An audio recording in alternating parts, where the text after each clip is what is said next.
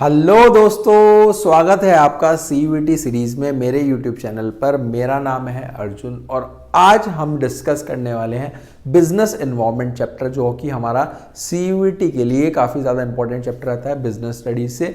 आज हम इसको एक डिटेल्ड वन शॉट में कवर करने वाले हैं। जितने भी सारे हमारे इंपॉर्टेंट टॉपिक वो इसमें हम कवर कर देंगे। अगर आपने ये चैप्टर अच्छे से समझ लिया आज इस वीडियो से, इसके बाद कोई भी कॉन्सेप्ट्स आपको परेशान नहीं करने वाले, तो वीडियो को लास्ट तक जरूर देखना। और चलिए जल्दी से फिर बिना किसी देरी के स्टार्ट करते हैं।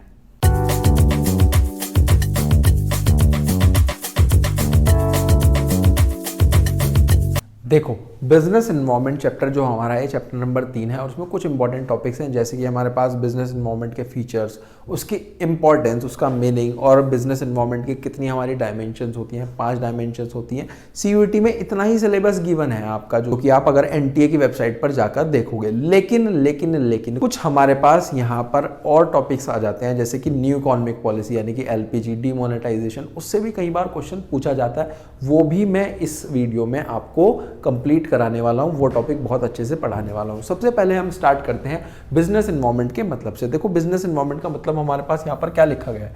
Business environment refers to totality, जितनी भी हमारे पास एक्सटर्नल फोर्सेज होती हैं, जितने भी हमारे पास फैक्टर्स होते हैं, जितने भी हमारे पास इंडिविजुअल होते हैं, जितने भी हमारे पास इंस्टीट्यूशंस होते हैं, इन सब का अगर हम टोटल कर देंगे, ये सब हमारे पास क्या है, बेसिकली सारे के सारी फोर्सेज हैं, इंस्टीट्यूशंस हैं, हमारे पास फैक्टर्स हैं, इंडिविजुअल्स हैं, इन सब का जब हम टोटल करेंगे और इसमें एक चीज ये है, which are outside the control of the business enterprise, और ये एक किसी भी बिजनेस एंटरप्राइज के कंट्रोल से बाहर होते हैं, लेकिन उसकी परफॉर्मेंस को इफेक्ट करते हैं। यही हमारे पास क्या कहलाता है, बिजनेस एनवायरनमेंट के। बेसिकली हमारे पास एक बिजनेस एंटरप्राइज के कंट्रोल के बाहर जितने भी सारे फैक्टर्स हैं, चाहे वो एक्सटर्नल फोर्सेज हैं, चाहे वो हमारे पास इंस्टीट्यूशंस हैं, चाहे वो इंडिविजुअल्स हैं, वो उसके कंट्रोल में नहीं है, लेकिन वो ये सब जितने भी हमारे पास चीजें हैं, ये उसके परफॉर्मेंस पर इफेक्ट डालती है। यही हमारे पास बिजनेस एनवायरनमेंट कहलाता है। ठीक है जी। इसके बाद आ जाते हैं फीचर्स पे। सबसे पहला फीचर क्या लिखा है, सबसे पहला फीचर लिखा है टोटलिटी ऑफ एक्सटर्नल फोर्स। इसका मतलब क्या है, इसका मतलब है कि इसमें जितने भी सारे हमारे पास फोर्सेस, इंस्टीट्यूशंस, फैक्टर्स आ जाती हैं, ये सब हमारे पास बिजनेस के लिए एक्सटर्नल होती हैं। ठीक है जी। इसके बाद आ जाता है स्पेसिफिक और जनरल फोर्सेस। दो तरीके के हमारे पास फोर्सेज होते हैं, एक होता है हमारे पास स्पेसिफिक फोर्सेज, एक होता है हमारे पास जनरल फोर्सेज। स्पेसिफिक फोर्सेज में क्या आता है, स्पेसिफिक फोर्सेज में वो सब चीजें आती है जो हमारे बिजनेस एंटरप्राइजेस को डायरेक्टली और इमीडिएटली करती हैं, डे टू डे वर्किंग वाली, और डायरेक्टली हमारे पास किस में आती है, स्पेसिफिक फोर्सेज में आती है। और जनरल फोर्सेज में क्या आता है, जनरल फोर्सेज में आ जाता है सर हमारे पास जो बिजनेस एंटरप्राइज पे इंपैक्ट डालती हैं इनडायरेक्टली। और क्या क्या होती है हमारे पास स्पेसिफिकली जनरल फोर्सेज होती है हमारे पास, सोशल, पॉलिटिकल, लीगल, टेक्नोलॉजिकल, ये सब हमारे पास बेसिकली जनरल होती है। और स्पेसिफिक में होती है हमारे पास कस्टमर्स, इन्वेस्टर्स, ये सब हमारे पास उसमें आ जाती है ना। आगे चलते हैं इंटर रिलेटेडनेस की तरफ। इंटर रिलेटेडनेस का मतलब क्या होता है कि जितने भी हमारे पास फोर्सेज है, जितने भी हमारे पास फैक्टर्स हैं बिजनेस एनवायरनमेंट के, एक दूसरे से इंटर रिलेटेड होते हैं। कैसे इंटर रिलेटेड होते हैं, देखो सर, एग्जांपल के तौर पे समझते हैं कि जैसे जैसे हमारे पास इंक्लेशन होगा यूथ का टूवर्ड वेस्टर्न कल्चर, वैसे वैसे डिमांड भी बढ़ जाएगी फास्ट फूड की। ठीक है। अगर यूथ जो है वो वेस्टर्न कल्चर की तरफ जा रहा है, तो ऑटोमेटिकली जो डिमांड होती है हमारे पास फास्ट फूड्स की, वो भी बढ़ जाती है। तो एक दूसरे से सारे फैक्टर्स क्या है और फोर्सेस क्या है, इंटर रिलेटेड है। यही इसके अंदर आ जाता है। फिर आ जाता है सर अनसर्टेनिटी। अनसर्टेनिटी का मतलब क्या होता है कि बहुत ही मुश्किल है फ्यूचर में जितने भी हमारे पास चेंजेस होते हैं बिजनेस एनवायरनमेंट में, जितने भी चेंजेस होते हैं उनको प्रिडिक्ट करना बहुत ज्यादा मुश्किल होता है। उसके बाद क्या लिखा है कि जो हमारे पास एनवायरनमेंट है वो बहुत ही तेजी से, बहुत ही फास्ट तरीके से चेंज हो रहा है। कैसे, जैसे कि आईटी में काफी सारा चेंज है, फैशन इंडस्ट्री में आप देखते हो आज कुछ फैशन चल रहा है, कल कुछ फैशन चेंज हो जाता है, तो अनसर्टेनिटीज है, ये सब चेंजेस चलते रहते हैं। यही आ जाता है अनसर्टेनिटी में। फिर आ जाता है सर बिजनेस एनवायरनमेंट डायनेमिक भी है। कैसे है सर, डायनेमिक भी है। उसमें लिखा है डायनेमिक का मतलब होता है keeps on changing in terms of technological improvement, के जैसे जैसे चेंज आता है वैसे वैसे आपको टेक्नोलॉजिकल इंप्रूवमेंट्स भी करने होंगे, वैसे वैसे शिफ्ट करना होता है कंज्यूमर प्रेफरेंस में, और एंट्री करनी होती है new competition in the market में। यही बेसिकली किसके अंदर आ जाता है, हमारे पास डायनेमिक के अंदर आ जाता है। इसके बाद है सर कॉम्प्लेक्सिटी। कॉम्प्लेक्सिटी का मतलब क्या होता है कि बहुत ही ज्यादा मुश्किल होता है अंडरस्टैंड करना जो भी हमारे पास बिजनेस एनवायरनमेंट पे इंपैक्ट आता है कंपनीज का। ठीक है जी। बहुत ज्यादा मुश्किल होता है, कॉम्प्लेक्सिटी है ना। इसके बाद आ जाता है सर रिलेटिविटी। रिलेटिविटी का मतलब क्या है कि रिलेट करता है region to region, country to country, region to region, as a political conditions और कल्चर्स डिफरेंट होते हैं डिफरेंट सारी कंट्रीज में। जैसे कि एग्जांपल के तौर पे यहाँ पर समझते हैं कि इंडिया में अगर साड़ी की डिमांड है तो जरूरी तो नहीं है ना यूएस में होगी, यूएस में जिस चीज की डिमांड है जरूरी तो नहीं है ना इंडिया में होगी। तो क्या है बेसिकली रिलेटिविटी के अंदर इसके अंदर आ जाता है कि डिपेंड करता है country to country, region to region.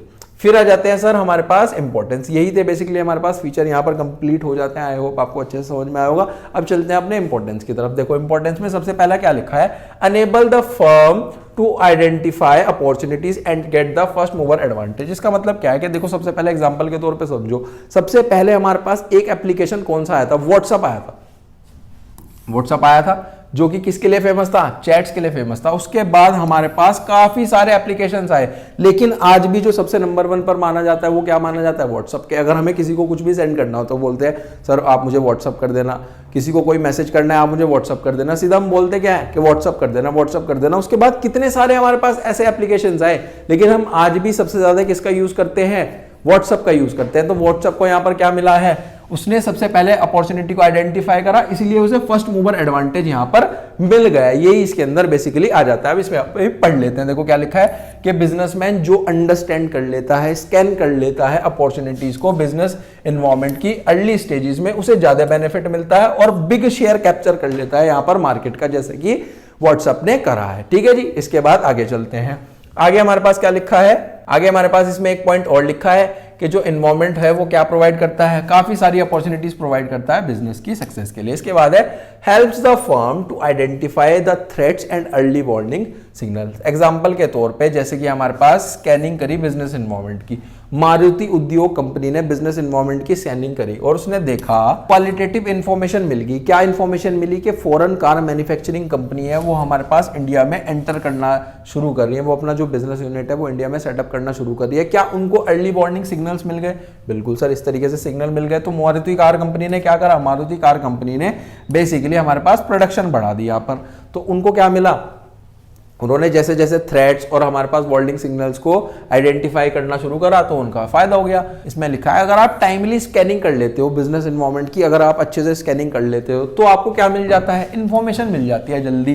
फिर इससे बिजनेस क्या कर लेता है, बिजनेस अर्ली वार्निंग सिग्नल मिल जाते हैं और वो हमारे पास चेंज कर लेता है, जितने भी हमारे पास चेंज करे जा सकते हैं या बिल्कुल अपनी जो ऑर्गेनाइजेशन है उसको उस तरीके से काम में लाया जा सकता है। ये इसके अंदर आ जाता है। फिर आ जाता है sir helpful in tapping and assembling resources. इसको भी एग्जांपल के तौर पे समझते हैं कि जैसे हमारे पास डिमांड बढ़ी एलईडी टीवी, 3D टीवी की, पहले हमारे पास क्या चलते थे, ब्लैक एंड व्हाइट टीवी चलते थे। तो ये जितने भी हमारे पास मैन्युफैक्चर थे इन्होंने कलेक्ट करनी शुरू कर दी नेसेसरी रिसोर्सेज मैन्युफैक्चर करने के लिए एलईडी और 3D, rather than collecting resources black and white TV और फ्लैट स्क्रीन टीवी। पहले वैसे वाले टीवी चलते थे ना, बॉक्स वाले या फिर ब्लैक एंड व्हाइट टीवी चलते थे, लेकिन अब हमारे पास जो ट्रेंडिंग है वो किस चीज़ का है, एलईडी टीवीज, 3D टीवीज, एक से एक टेक्नोलॉजी आ रही है। तो उसमें बेसिकली क्या है, helpful in tapping and assembling resources में कि बिजनेसमैन सप्लाई करता है गुड्स को मार्केट में according to the demand in the market. Demand कैसी है मार्केट में उसी तरीके से हमारे पास क्या होती है, सप्लाई होती है ना।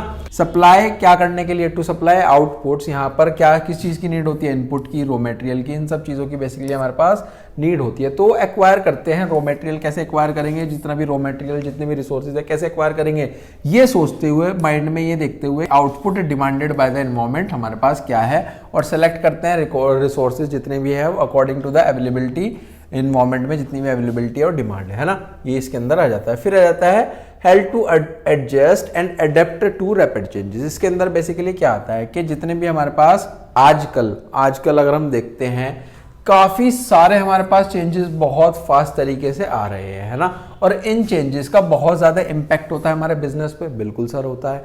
अब इन चेंजेस को अंडरस्टैंड करना एज अर्ली एज पॉसिबल बहुत ज्यादा हमारे पास रिक्वायरमेंट है। तो बिजनेसमैन क्या करता है, businessman make changes, businessman changes कर लेता है अपने इंटरनल एनवायरनमेंट में as per the external environment के बाहर क्या चेंज है उसके अकॉर्डिंग ही हम अपने इंटरनल एनवायरनमेंट में चेंज कर पाएंगे अगर हम चेंज को जल्दी से समझ पाए।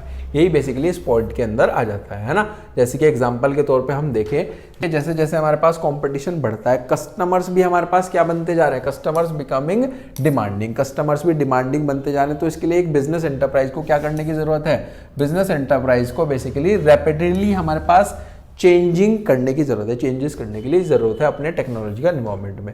Assisting in planning and policy making, basically हमारे पास किस चीज़ में असिस्ट करता है, पॉलिसी मेकिंग में और हमारे पास प्लानिंग में। जितने भी हमारे पास मेजर स्ट्रेटेजीज है प्लान की, पॉलिसी के, ऑर्गेनाइजेशन के अंदर, वो हमारे पास क्या देखते हुए बनती है, एक बिजनेस इन्वायरमेंट को देखते हुए बनती है। क्यों? क्योंकि वो सब पॉलिसीज, वो सब स्ट्रेटेजीज बेसिकली इंप्लीमेंट होगी उसी इन्वायरमेंटल फैक्टर्स में, है ना। उसके बाद लिखा है एग्जांपल के तौर पे अगर हम समझे कि अगर हम स्कैनिंग करते हैं इंडियन बिजनेस एनवायरनमेंट की, तो हम ये देखते हैं कि यहाँ पर टूरिज्म का काफ़ी ज़्यादा है, टूरिज्म इंडस्ट्रीज़ का काफ़ी ज़्यादा स्कोप है, उसकी काफ़ी ज़्यादा अपॉर्चुनिटीज़ है कंट्री के अंदर। तो जो बिजनेसमैन है वो प्लानिंग करेगा स्ट्रेटेजीज़ की टू ग्रैब दीज अपॉर्चुनिटीज़, है ना।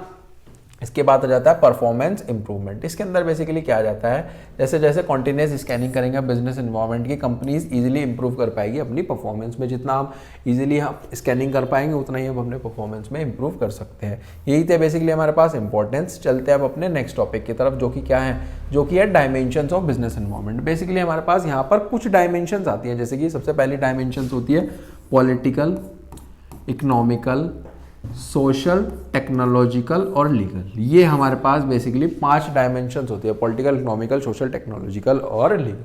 सबसे पहले हम यहाँ पर पढ़ेंगे इकोनॉमिक एनवायरनमेंट के बारे में, यानी कि इकोनॉमिक डायमेंशंस के बारे में। बेसिकली इसका जो है इमीडिएट और डायरेक्ट इंपैक्ट होता है बिजनेस में। इसके अंदर क्या क्या जाता है, rate of interest, inflation rate, disposable income में चेंज होगा, मॉनेटरी पॉलिसी, स्टॉक मार्केट, ये सब बेसिकली हमारे पास क्या दिखाते हैं, इकोनॉमिक फैक्टर्स हमारे पास शो करते हैं। जैसे जैसे इंक्रीज होगा या फिर डिक्रीज होगा इन इकोनॉमिक फैक्टर्स में, तो हमारे पास इससे क्या होगा, रिजल्ट्स इन अपॉर्चुनिटीज होंगी और हमारे पास कॉन्स्टेंट्स होंगे बिजनेस एंटरप्राइज के लिए। कुछ इसके एस्पेक्ट्स भी लिखे हैं, जैसे कि हमारे पास सबसे नंबर 1 पर लिखा है हाई इन्फ्लेशन रेट।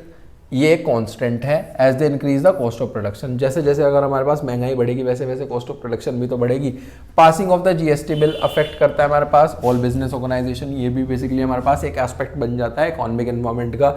डीमोनेटाइजेशन हो गया हमारे पास 500 और 1000 नोट्स का, ये भी बेसिकली हमारे पास क्या बन जाता है, एस्पेक्ट बन जाता है इकोनॉमिक एनवायरनमेंट का। अब सोशल एनवायरनमेंट पे चलते हैं। सोशल एनवायरनमेंट का मतलब क्या होता है कि इसमें आ जाता है बेसिकली जितने भी हमारे पास सोशल फोर्सेज हैं, जैसे कि customs, beliefs, literacy rate, education, life style, values. जब भी हमारे पास लाइफ स्टाइल में चेंज होता है या फिर वैल्यूज में चेंज होता है तो वो भी हमारे पास सोशल एनवायरनमेंट, सोशल डायमेंशन कहलाता है। ठीक है जी। अब बेसिकली यहाँ पर सोशल ट्रेंड्स बेसिकली क्या हमारे पास शो करते हैं, प्रेजेंट होते हैं हमारे पास वेरियस अपॉर्चुनिटीज और थ्रेट्स बिजनेस एंटरप्राइजेस के लिए। इसमें भी कुछ एस्पेक्ट्स आ जाते हैं, जैसे कि change in quality of life, importance of place of women in the workforce, birth rate और डेथ रेट हमारे पास पॉपुलेशन का, attitude of customers toward innovation और लाइफस्टाइल की तरफ, tradition, customers, habits of the people, ये सब बेसिकली सोशल में आ जाते हैं। फिर इसके बाद आ जाता है sir technological environment. Technological environment का मतलब क्या है, इट इंक्लूड्स वो सब फोर्सेज इसके अंदर आ जाती हैं जिसमें हम बेसिकली हमारे पास क्या होगा, साइंटिफिक इंप्रूवमेंट्स होगी, इनोवेशन होगी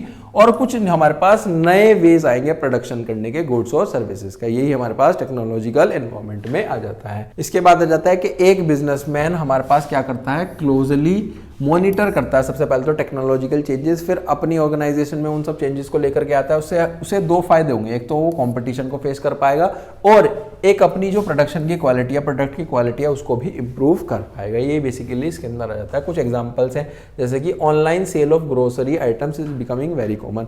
अब हमारे पास ऑनलाइन ग्रोसरी बिक सकती है। क्यों बिक सकती है? क्योंकि हमारे पास टेक्नोलॉजिकल अपग्रेडेशन हो चुका है। Companies have started new ways of advertising. अब कंपनी जो है नए नए तरीके से एडवर्टाइजमेंट कर सकती है, जैसे कंप्यूटराइज इंफॉर्मेशन है, इंटरनेट की मदद से कर सकती है। Due to technological advancement, computers में, इलेक्ट्रॉनिक्स में हमारे पास इंटरनेट की मदद से काफ़ी सारे एडवर्टाइजमेंट के तरीके बन चुके हैं। इसके बाद आ जाता है डिमांड फॉर एलईडी और स्मार्ट एचडी टीवीज। पहले एलसीडी टीवी चलते थे हमारे पास, अब क्या आ चुका है, एलईडी आ चुका है, स्मार्ट एचडी टीवी आ चुका है, एआई आ चुका है काफ़ी सारी कंपनीज में। तो बेसिकली क्या है, ये टेक्नोलॉजिकल एनवायरनमेंट का ही हमारे पास एग्जांपल्स होते हैं। फिर आ जाता है sir political environment. Political environment का मतलब क्या है कि इसमें जितनी भी पॉलिटिकल कंडीशंस होती है, जैसे कि हमारे पास जनरल स्टेबिलिटी और पीस इन द कंट्री और एटीट्यूड हमारे पास इलेक्टेड गवर्नमेंट का टुवर्ड्स बिजनेस, ये सब किसके अंदर आ जाता है, हमारे पास पॉलिटिकल एनवायरनमेंट के अंदर आ जाता है। फिर उसके बाद लिखा है पॉलिटिकल स्टेबिलिटी क्या बिल्ड करती है, कॉन्फिडेंस बिल्ड करती है हमारे पास बिजनेस कम्युनिटी के लिए। उसके बाद लिखा है जितने भी हमारे पास पॉलिटिकल अनरेस्ट होते हैं, थ्रेट्स होते हैं लॉ एंड ऑर्डर के लिए, सिचुएशंस के लिए, क्या ब्रिंग करते हैं, क्या लेकर के आते हैं, अनसर्टेनिटी लेकर के आते हैं। क्या लेकर के आते हैं? अनसर्टेनिटी लेकर के आते हैं बिजनेस एक्टिविटीज के लिए। अब इसका एक एग्जांपल भी आप देख सकते हो। एग्जांपल बेसिकली हमारे पास क्या हो सकता है? Bangalore is called silicon valley. जो हमारे पास बेंगलोर होती है उसको सिलिकॉन वैली बोला जाता है इंडिया की। क्यों? क्योंकि वहां पर बहुत सारी फेवरेबल पॉलिटिकल कंडीशंस है जो कि स्टेट गवर्नमेंट ने प्रोवाइड करी है आईटी इंडस्ट्रीज को, इसीलिए वहां पर सिलिकॉन वैली बोला जाता है। क्योंकि यहाँ पर स्टेट गवर्नमेंट का इंटरवेंशन आ गया ना, तो पॉलिटिकल हो गया है ना। इसके बाद कुछ इंपॉर्टेंट फैक्टर्स है हमारे पास, क्या क्या हो गया? जैसे बीजेपी ने स्वच्छ भारत अभियान चलाया, स्किल इंडिया मूवमेंट चलाया बीजेपी ने, कोई पॉलिटिकल स्टेबिलिटी हमारे पास इंकरेज हो रही है बिजनेस एंटरप्राइज को, ताकि वो इन्वेस्ट कर सके लॉन्ग टर्म प्रोजेक्ट्स में, है ना। कॉन्स्टिट्यूशन ऑफ द कंट्री की अगर बात होगी, प्रेजेंट पॉलिटिकल सिस्टम और profile of the political leaders की बात होगी। देखो ये जितने भी हम यहाँ पर ये पढ़ रहे हैं, इंपॉर्टेंट फैक्टर्स पढ़ रहे हैं, इसमें हमने फैक्टर पढ़ा है, यहाँ पर हमने फैक्टर पढ़े हैं, एग्जाम्पल्स पढ़े हैं, यहाँ पर हमने एस्पेक्ट्स, यही सब as it is case studies में आपसे पूछा जाता है, यही सब लाइन्स आ जाती है, तो इनको बहुत अच्छे से समझने की आपको जरूरत है ना। अब चलते हैं अपने लीगल की तरफ। लीगल में बेसिकली क्या क्या आ जाता है? जितने भी लॉज और लेजिस्लेटिव एक्ट्स हो गए, जैसे जितने भी एक्ट होंगे तो समझ जाना वो हमारे पास लीगल इन्वॉल्वमेंट है।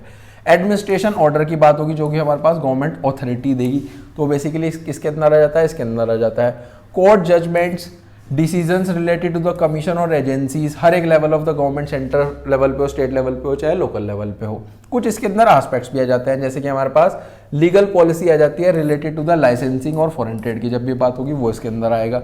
स्टैट्यूटरी वार्निंग अगर आपको दिए जा रही है किसी भी प्रिंटेड फॉर्म में, तो वो इसके अंदर आएगा। जैसे कि हमारे पास सिगरेट के पैकेट्स पे लिखा जाता है कि स्टैट्यूटरी वार्निंग के इंजूरियस टू हेल्थ, है ना, ये इसके अंदर आ जाएगा। जितने भी हमारे पास फॉरेन एक्सचेंज के रेगुलेशंस होते हैं, मैनेजमेंट एक्ट आते हैं, वो इसके अंदर आ जाता है। जितने भी हमारे पास कहा गया है इसके बाद कि जितने भी हमारे पास लॉज बनते हैं चेक करने के लिए एडवर्टीजमेंट को, वो इसके अंदर आ जाता है। जैसे advertisement of alcohol product is prohibited, जैसे कि advertisement of alcohol beverages is prohibited, ये इसके अंदर आ जाता है। बेसिकली यही थे हमारे पास political, economical, technological, social, legal, ये इसके अंदर आ जाते हैं। अब इसके बाद चलते हैं हम अपने कुछ सर कॉम्पोनेंट्स की तरफ। कॉम्पोनेंट्स होते हैं जैसे कि new economic policy. New economic policy का मतलब क्या होता है? एलपीजी, ये 1991 में आया था।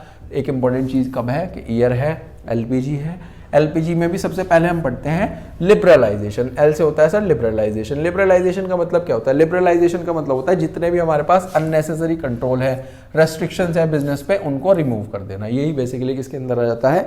लिबरलाइजेशन के अंदर आ जाता है। अब इसके कुछ फीचर्स भी पढ़ते हैं। फीचर्स क्या लिखे हैं? सबसे पहला फीचर लिखा गया है को एबोलिशन कर देना है। लाइसेंस की रिक्वायरमेंट नहीं है काफी सारी इंडस्ट्रीज में, एक्सेप्ट अ शॉर्टलिस्ट। कुछ में होता है बेसिकली हमारे पास, कुछ इंडस्ट्रीज में होता है ना। रेस्ट्रिक्शंस नहीं है, अब कोई भी रेस्ट्रिक्शंस नहीं है। अगर आपको एक्सपेंशन करना है, कॉन्ट्रैक्शन करना है बिजनेस एक्टिविटीज़ में, रिमूवल कर दिया है जितनी भी सारी रेस्ट्रिक्शंस थी। अगर आपको मूवमेंट करना है गुड्स और सर्विसेज पे, उस पर भी काफ़ी सारी रेस्ट्रिक्शंस थी, उसको भी हमने हटा दिया है। फ्रीडम दे दिया है फिक्सिंग करने में प्राइस, और प्राइस किसका? गुड्स और सर्विसेज का। रिडक्शन कर दिया है टैक्स रेट में, ये इसके अंदर आ जाता है। सिंप्लीफाई कर दिया प्रोसीजर, इंपोर्ट और एक्सपोर्ट का प्रोसीजर बिल्कुल सिंप्लीफाई कर दिया है, वो इसके अंदर आ जाता है। इजी कर दिया काफ़ी ज़्यादा फॉरेन कैपिटल और टेक्नोलॉजी को इंडिया में लाने के लिए, ठीक है जी, ये इसके अंदर आ जाता है। फिर आ जाता है सर प्राइवेटाइजेशन। प्राइवेटाइजेशन का मतलब क्या है कि प्राइवेटाइजेशन का मतलब है कि पब्लिक सेक्टर का रोल कम करके प्राइवेट सेक्टर का रोल बढ़ा देना। देखो इसके अंदर ये आ जाता है कि जो न्यू इकोनॉमिक पॉलिसी थी उसका एम क्या था? ग्रेटर रोल देना प्राइवेट सेक्टर को नेशनल बिल्डिंग के प्रोसेस में, और रिड्यूस कर देना हमारे पास पब्लिक सेक्टर को। प्राइवेट को बढ़ाना है, पब्लिक को यहाँ पर कम करना है। जो गवर्नमेंट है उसने अडॉप्ट करी थी पॉलिसी, डिसइन्वेस्टमेंट की पॉलिसी यहाँ पर लेकर के आई थी पब्लिक सेक्टर की। डिसइन्वेस्टमेंट का मतलब क्या होता है कि जो भी हमारे पास ओनरशिप है वो किसको ट्रांसफर कर देना? पब्लिक से प्राइवेट की तरफ हमारे पास ओनरशिप को ट्रांसफर कर देना, ये डिसइन्वेस्टमेंट कहलाता है। फिर इसके बाद आ जाता है सर ग्लोबलाइजेशन। ग्लोबलाइजेशन का मतलब क्या है कि अपने देश की इकोनॉमी को globe, all over the globe, यानी कि और सब हमारे पास जितने भी फॉरेन कंट्रीज हैं उनकी इकोनॉमी के साथ जोड़ देना, ट्रेड करा देना। ग्लोबलाइजेशन का मतलब यही होता है कि इंटीग्रेशन कर देना basically various economics of worlds की, बेसिकली हमारे पास जितनी भी हमारी इकोनॉमी है उसे और सब इकोनॉमिक्स के साथ इंटीग्रेशन कर देना।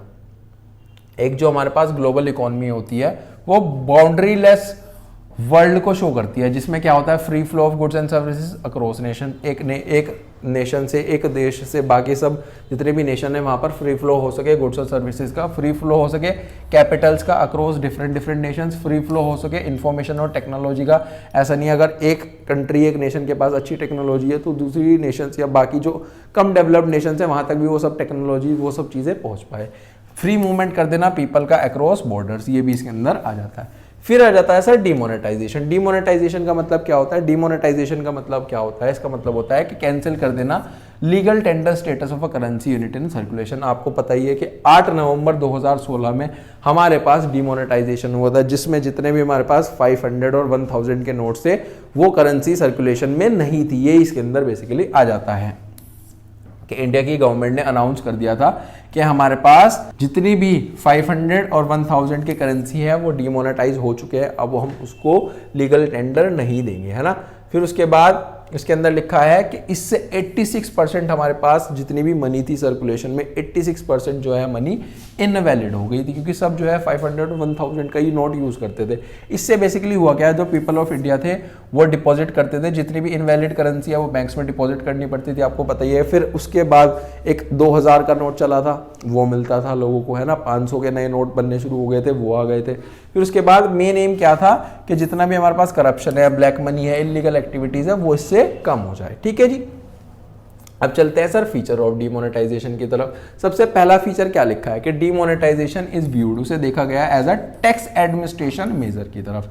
कैसे? जैसे कि हमारे पास बेसिकली इसमें आ जाता है कैश होल्डिंग्स हैं जो कि हमारे पास अराइज होते रहे, डिक्लेयर्ड इनकम वर डिपॉजिट कर दिए जाते थे बैंक में और एक्सचेंज कर दिए जाते थे, न्यू नोट्स वहां पर एक्सचेंज कर दिए जाते थे। फिर नेक्स्ट पॉइंट आ जाता है demonetisation also lead to a tax administration channelising saving into the formal financial system, के जितने भी हमारे पास बैंक डिपॉजिट्स थे वो हमारे पास इससे बढ़ गए थे और इंटरेस्ट रेट डिक्रीज हो गया था। ये बेसिकली इसके अंदर आ जाता है। फिर थर्ड पॉइंट है कि इससे हमारे पास कैशलेस और कैश लाइट इकोनॉमी बनी, जिससे हमारे पास क्या हुआ कि कैश ट्रांजैक्शंस कम हो चुकी हैं और अब आपने देखा होगा जितनी भी सारी ट्रांजैक्शंस है वो ऑनलाइन ट्रांजैक्शंस होती थी, तो रुपे कार्ड्स, डेबिट कार्ड्स, जितनी भी आधार अनेबल्ड पेमेंट सिस्टम यानी कि AEPS, ये इससे बढ़ गया था। आपने देखा होगा जितने भी सब बैंक अकाउंट से जितने भी सारी ट्रांजैक्शंस होती है वो सबके आधार कार्ड से लिंक्ड होती है, तो गवर्नमेंट देख सकती है कि कौन कितनी ट्रांजैक्शंस यहाँ पर कर रहा है ना। फिर इसके बाद आ जाता है demonetisation is also interpreted as a measure to improve tax compliance, के इससे हमारे पास बेसिकली क्या हुआ था कि गवर्नमेंट ने काफी ज्यादा टैक्स कलेक्ट करा और टैक्स इवेजन यानी कि जो लोग टैक्स बचा लेते थे, चोरी कर लेते थे, वो इससे कम हुआ है ना। यही बेसिकली डीमोनेटाइजेशन के फीचर आ जाते हैं। अब नेक्स्ट क्वेश्चन है the impact of changes in economic policy on the business, कि जो भी हमारे पास चेंजेस आए इकोनॉमिक पॉलिसी में उसका क्या इंपैक्ट पड़ा बिजनेस पे। सबसे पहले लिखा है इंक्रीज कंपटीशन, के इससे काफी ज्यादा कंपटीशन बढ़ गया था। जैसे हमारे पास न्यू पॉलिसी आई, न्यू पॉलिसी आने के बाद जितनी भी इंडियन कंपनीज हैं उन्हें बहुत ज्यादा कंपटीशन फेस करना पड़ा, इससे उन्हें MNC से भी काफी ज्यादा कंपटीशन फेस करना पड़ा। देखो न्यू इकोनॉमिक पॉलिसी के बाद काफी सारी MNCs आ चुकी थी, अब जब MNC आ गई है तो ऑटोमेटिकली कंपटीशन तो बढ़ जाएगा। लोग बाग जितने भी हमारे पास परचेज करते हैं, चीज़ खरीदते हैं, वो MNC की खरीदेंगे क्योंकि वही उसी दाम पे वो सब चीज़ें आपको मिल रही हैं, तो कंपटीशन बढ़ जाता है इससे, है ना। फिर इसके बाद आ जाता है मोर डिमांडिंग कस्टमर्स, के जो हमारे पास इकोनॉमिक पॉलिसी से पहले जो हमारे पास इंडस्ट्रीज थी वो कैसे काम करती थी, वो कि शॉर्टेज होती थी काफ़ी ज़्यादा प्रोडक्ट्स की, जो हमारे पास क्यों होती थी, क्योंकि हमारे पास प्रोड्यूसर ओरिएंटेड थी मार्केट। क्या थी? Producer oriented. प्रोड्यूसर ओरिएंटेड के बाद फिर उसके बाद न्यू इकोनॉमिक पॉलिसी आ गई। न्यू इकोनॉमिक पॉलिसी आने के बाद जो मार्केट हो गई वो हो गई सर कंज्यूमर ओरिएंटेड। क्या हो गई? कंज्यूमर ओरिएंटेड, क्योंकि उसके बाद हमारे पास सरप्लस हो गई प्रोडक्ट्स की हर एक सेक्टर में, कि काफी तेज से प्रोडक्शन होने लगा तो प्रोडक्ट्स अवेलेबल होने लगे डिफरेंट कैटेगरी के, डिफरेंट वैरायटी के, अलग अलग तरीके के। तो हमारे पास कंज्यूमर के अकॉर्डिंग, जैसे जो भी कंज्यूमर ओरिएंटेड का मतलब क्या होता है कि जो भी चीज कंज्यूमर को चाहिए वो उसके पास अवेलेबल है। प्रोड्यूसर ओरिएंटेड का मतलब क्या होता है कि सिर्फ और सिर्फ जो प्रोडक्शन हो रही है वही हम खरीद पा रहे हैं, ज्यादा हमारे पास कुछ भी चीजें अवेलेबल नहीं होती थी पहले। लेकिन न्यू इकोनॉमिक के पॉलिसी के बाद कंज्यूमर ओरिएंटेड यानी कस्टमर ओरिएंटेड यहाँ पर बन चुका था। फिर है rapidly changes in technological environment, के काफी सारा या काफी ज्यादा फास्ट तरीके से रैपिडली चेंजेस आए थे। बिफोर इकोनॉमिक पॉलिसी से पहले हमारे पास बहुत कम कंपटीशन था, इंटरनल कंपटीशन बहुत ज़्यादा कम था। लेकिन जैसे न्यू इकोनॉमिक पॉलिसी आई उसके बाद ग्लोबल कंपटीशन हमारे पास बढ़ा। उसके बाद जो जितनी भी कंपनीज थी वर्ल्ड क्लास टेक्नोलॉजी को बेसिकली क्या करना पड़ा? अडॉप्ट करना पड़ा। फिर उसके बाद अडॉप्ट करने के लिए, इंप्लीमेंट करने के लिए वर्ल्ड क्लास टेक्नोलॉजी को उन्हें किस चीज़ की जरूरत चाहिए? इन्वेस्टमेंट चाहिए, रिसर्च के लिए, डेवलपमेंट करने के लिए, डिपार्टमेंट्स के लिए, ये भी उसके साथ साथ बढ़ गया। फिर है need to develop human resource, कि बेसिकली इसके अंदर रहता है जितनी भी न्यू मार्केट कंडीशंस है वो क्या रिक्वायर्ड करती है? वो रिक्वायर करती हैं उन लोगों को जिनके पास ज़्यादा स्किल्स होती है, ज़्यादा ट्रेनिंग होती है। तो उसके बाद जितनी भी इंडियन कंपनीज है उन्हें फील हुआ कि काफ़ी ज़्यादा डेवलपमेंट की ज़रूरत है, क्योंकि हमारे पास स्किल्स की बहुत ज़्यादा कमी है, ट्रेनिंग की बहुत ज़्यादा कमी है। जितने में हमारे पास अगर किसी भी आप प्रोडक्शन यूनिट की एफिशिएंसी की डिपेंड करते हो तो वो किस पे डिपेंड होता है, वो डिपेंड होता है जो भी काम करने वाला इंसान है उसकी स्किल्स पे, वो किस तरीके से काम करता है उसकी एफिशिएंसी पे डिपेंड करता है। अगर उसकी एफिशिएंसी, उसकी प्रोडक्टिविटी बढ़िया होगी तो ऑटोमेटिकली प्रोडक्शन सब चीज़ें अच्छी हो जाएंगी।